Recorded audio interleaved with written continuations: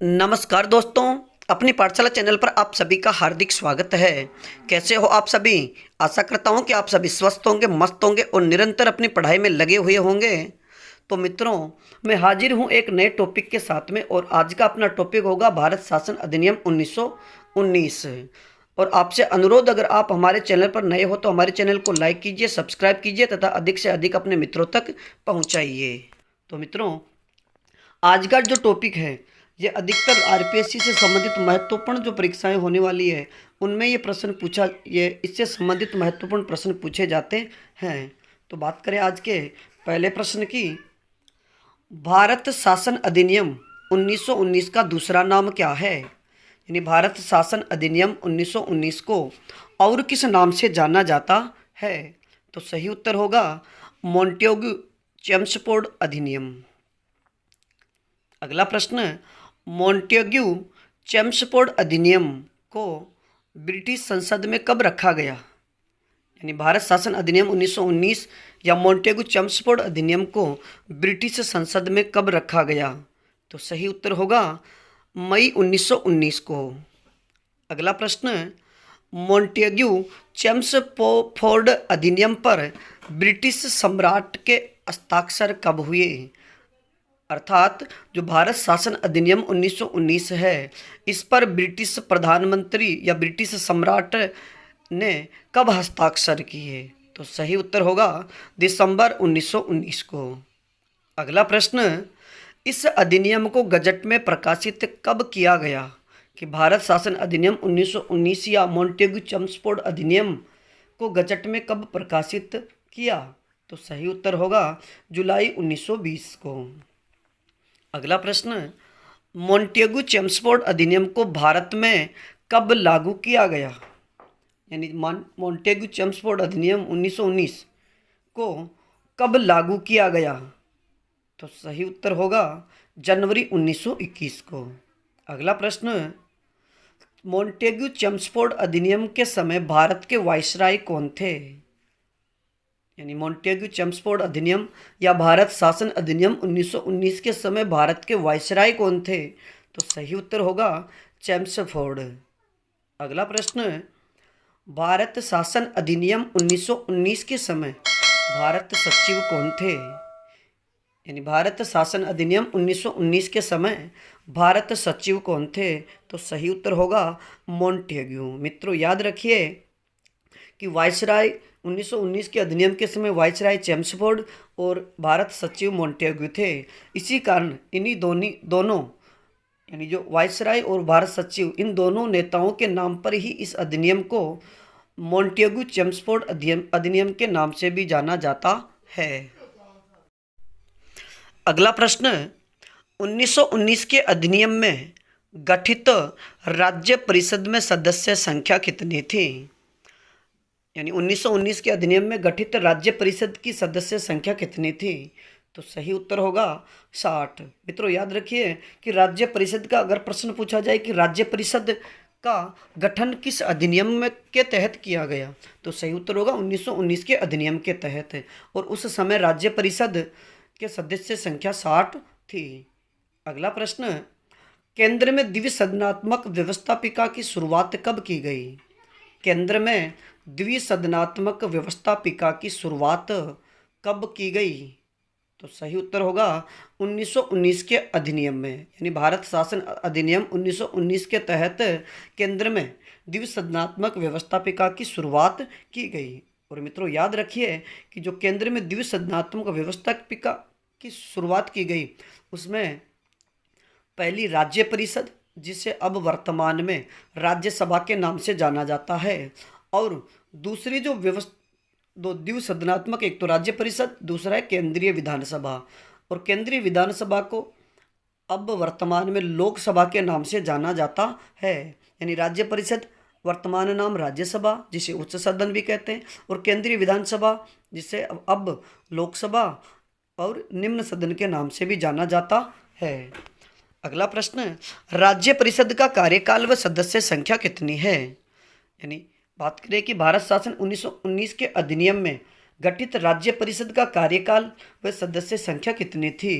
तो सही उत्तर होगा 5 वर्ष व 60 सदस्य है कि 1919 के अधिनियम के तहत गठित राज्य परिषद का कार्यकाल 5 वर्ष का हुआ करता था और सदस्य संख्या 60 थी। अगला प्रश्न, केंद्रीय विधानसभा जिसे वर्तमान में लोकसभा के नाम से जाना जाता है का कार्यकाल व सदस्य संख्या कितनी थी?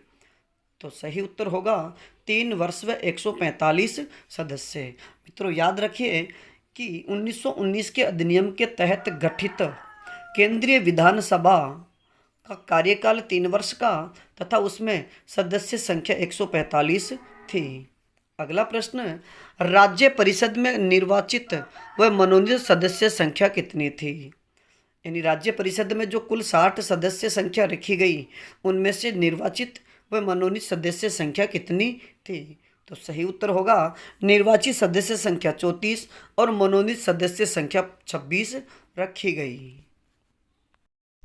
अगला प्रश्न, केंद्रीय विधानसभा में निर्वाचित व मनोनीत सदस्य संख्या कितनी थी? यानी केंद्रीय विधानसभा में निर्वाचित व मनोनीत सदस्य संख्या कितनी थी? तो सही उत्तर होगा निर्वाचित सदस्य संख्या 104 और मनोनीत सदस्य संख्या 141।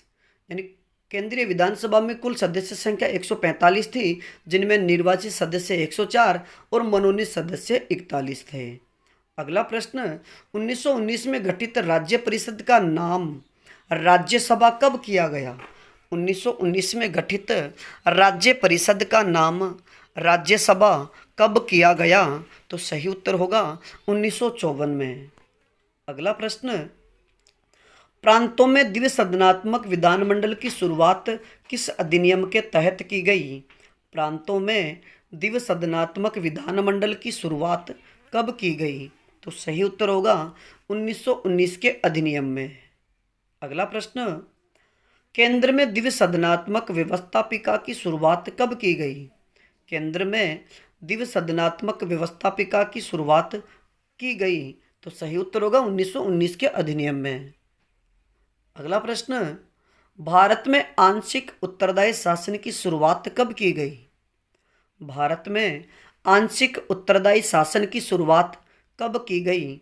तो सही उत्तर होगा 1919 के अधिनियम यानी मॉन्टेग्यू चेम्सफोर्ड सुधार अधिनियम के तहत भारत में आंशिक उत्तरदायी शासन की शुरुआत की गई। अगला प्रश्न, भारत में सांप्रदायिकता के जनक कौन माने जाते हैं? भारत में सांप्रदायिकता के जनक कौन माने जाते हैं? तो सही उत्तर होगा लॉर्ड मिंटो। मित्रों याद रखिए कि भारत में सांप्रदायिकता की शुरुआत किस अधिनियम के तहत की गई थी? तो सही उत्तर होगा 1919 के अधिनियम के तहत यानी लॉर्ड मार्ले मिंटो सुधार अधिनियम में। अगला प्रश्न, राज्य परिषद का प्रथम अध्यक्ष किसे बनाया गया था? यानी 1919 के तहत गठित भारत में प्रथम राज्य परिषद का जो गठन किया गया उस समय राज्य परिषद का प्रथम अध्यक्ष किसे बनाया गया था? तो सही उत्तर होगा अलेक्जेंडर मूडीमैन को। अगला प्रश्न, 1919 के एक्ट में विषयों का बंटवारा किया गया। 1919 के एक्ट में या भारत शासन अधिनियम 1919 के एक्ट में विषयों का बंटवारा किया गया। तो सही उत्तर होगा 2 सूचियों में। अगला प्रश्न, प्रांतों में द्वैध शासन की शुरुआत कब की गई?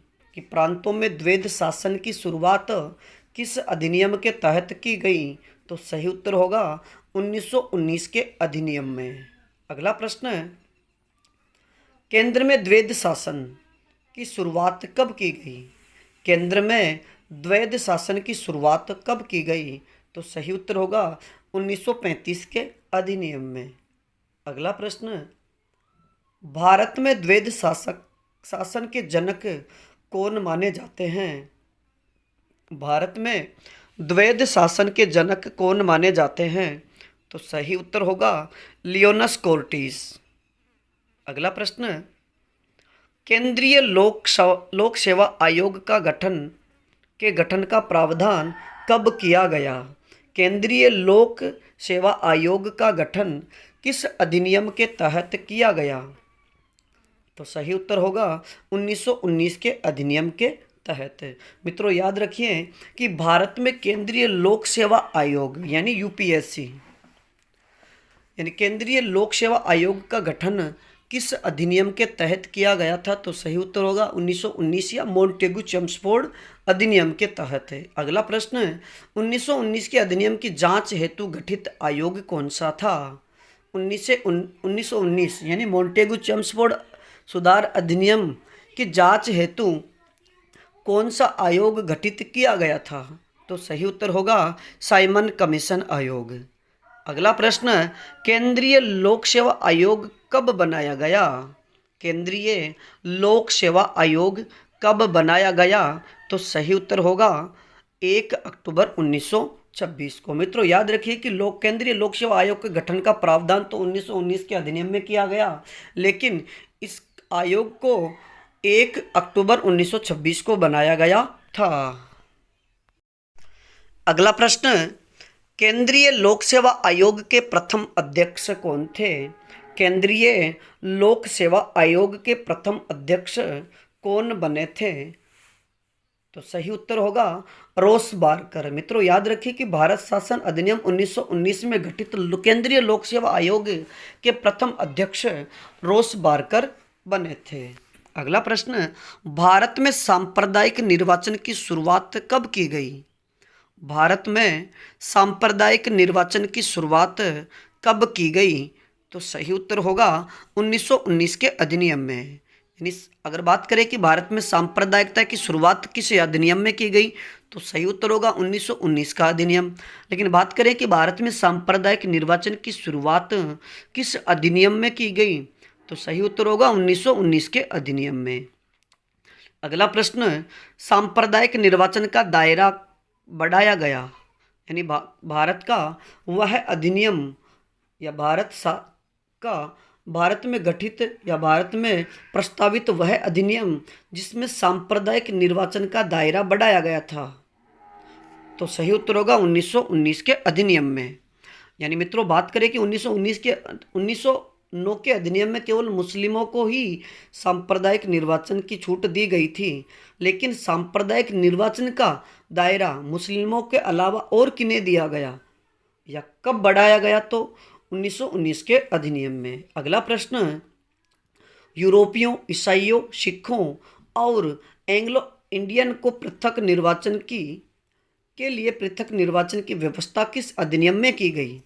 यूरोपियों, ईसाइयों, सिखों और एंग्लो इंडियन को पृथक निर्वाचन के लिए पृथक निर्वाचन की शुरुआत की गई, तो सही उत्तर होगा 1919 के अधिनियम में। अगला प्रश्न 1919 के अधिनियम की जांच हेतु गठित कमीशन कौन सा था? तो सही उत्तर होगा साइमन कमीशन। अगला प्रश्न साइमन कमीशन का गठन कब किया गया? साइमन कमीशन का गठन कब किया गया? तो सही उत्तर होगा नवंबर 1927 में।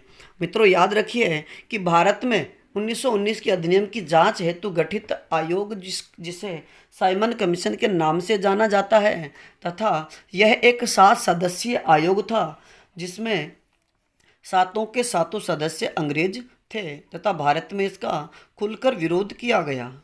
अगला प्रश्न साइमन कमीशन भारत कब पहुंचा? साइमन कमीशन भारत कब पहुंचा? तो सही उत्तर होगा फरवरी 1928 में। अगला प्रश्न केंद्रीय बजट को राज्य बजट से कब अलग किया गया? केंद्रीय बजट को राज्य बजट से अलग किया गया, तो सही उत्तर होगा 1919 के एक्ट में। मित्रों याद रखिए कि भारत शासन अधिनियम 1919 के तहत केंद्रीय बजट को राज्य बजट से अलग किया गया। अगला प्रश्न भारत में आईसीएस परीक्षा का प्रावधान किस अधिनियम के तहत किया गया? भारत में आईसीएस परीक्षा का प्रावधान किस अधिनियम या किस एक्ट के तहत किया गया? तो सही उत्तर होगा 1919 के एक्ट में। अगला प्रश्न आईसीएस की परीक्षा पास करने वाले प्रथम भारतीय कौन थे? आईसीएस की परीक्षा पास करने वाले प्रथम भारतीय कौन थे? तो सही उत्तर होगा सत्येंद्र नाथ ठाकुर। अगला प्रश्न, उच्चायुक्त पद कब सृजित किया गया? उच्चायुक्त पद का सृजन किस अधिनियम के तहत किया गया? तो सही उत्तर होगा 1919 के एक्ट के तहत। अगला प्रश्न, शिक्षा व आय के आधार पर सीमित मताधिकार की शुरुआत किस अधिनियम के तहत की गई? शिक्षा व आय के आधार पर सीमित मताधिकार की शुरुआत किस अधिनियम के तहत की गई? तो सही उत्तर होगा 1919 के अधिनियम के तहत। अगला प्रश्न, 1919 के अधिनियम में कुल कितने अनुच्छेद थे? 1919 के अधिनियम में कुल कितने अनुच्छेद थे? तो सही उत्तर होगा 135 अनुच्छेद। और मित्रों याद रखिए कि भारत शासन अधिनियम 1919 में 135 अनुच्छेद और 4 अनुसूचियां थी। अगला प्रश्न, 1935 के एक्ट में कुल अनुच्छेद कितने थे? 1935 के एक्ट में कुल कितने अनुच्छेद थे? तो सही उत्तर होगा 321 अनुच्छेद।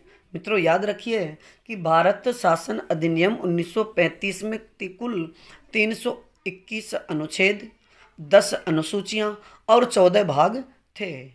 तो मित्रों आज के लिए इतना ही, बाकी फिर मिलेंगे एक नए टॉपिक के साथ में। तब तक निरंतर अपनी पढ़ाई में लगे रहिए और इस कक्षा में अगर किसी प्रकार की कोई त्रुटि हो तो आप हमें कमेंट्स में ज़रूर बताइए। धन्यवाद।